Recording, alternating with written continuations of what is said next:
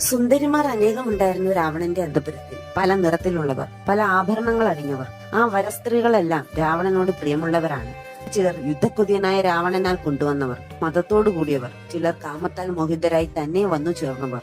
രാവണന്റെ അന്തപുര സ്ത്രീകളെ കണ്ടാൽ ഗന്ധർവകന്യകമാർ പോലും രാവണന് കാമത്തിനാൽ വശപ്പെട്ടതുപോലെ തോന്നും.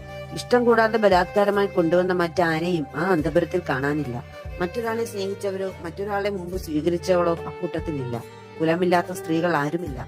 സുന്ദരിയല്ലാത്തവരായോ അറിവില്ലാത്തവരായോ അക്കൂട്ടത്തിൽ ആരുമില്ല. രാത്രിയിൽ മദ്യത്തിന്റെയും മതത്തിന്റെയും ലഹരി പലവിധ ക്രീഡകളിൽ ഒഴുകി രാവണന് ചുറ്റും തളർന്നു കിടന്നുറങ്ങും. അതിൽ നിന്നുമൊക്കെ വേറിട്ട ഒരു സ്ഥലത്ത് ഭംഗിയേറിയ മുറിയിൽ രൂപസമ്പന്നയായ മണ്ഡോദരി വസിക്കുന്നു. സർവാഭരണ വിഭൂഷിതയായി ഉത്തമമായ ഭവനത്തിൽ പൊന്നിന്റെ നിറമുള്ള അവൾ ആ അന്തപുരത്തിന് യജമാനത്തിയായി കഴിയുന്നു. ഉറങ്ങിക്കിടക്കുന്ന മണ്ഡോദരിയെ കണ്ടപ്പോൾ ഹനുമാൻ സ്വാമി അത് സീതാദേവിയാണെന്നാണ് ആദ്യം കരുതിയത്. എന്നാൽ ശ്രീരാമനുമായി വേർപിരിഞ്ഞ ജാനകിക്ക് ഉറങ്ങാൻ കഴിയില്ലെന്നും അലങ്കാരങ്ങൾ പോയിട്ട് ഭക്ഷണവും ജലവും പോലും ഉപേക്ഷിച്ചു കാണുമെന്നും മറ്റൊരു പുരുഷന്റെ സാമീപ്യം അവൾ സ്വീകരിക്കുകയില്ലെന്നും ഹനുമാൻ സ്വാമി മനസ്സിലാക്കുന്നു.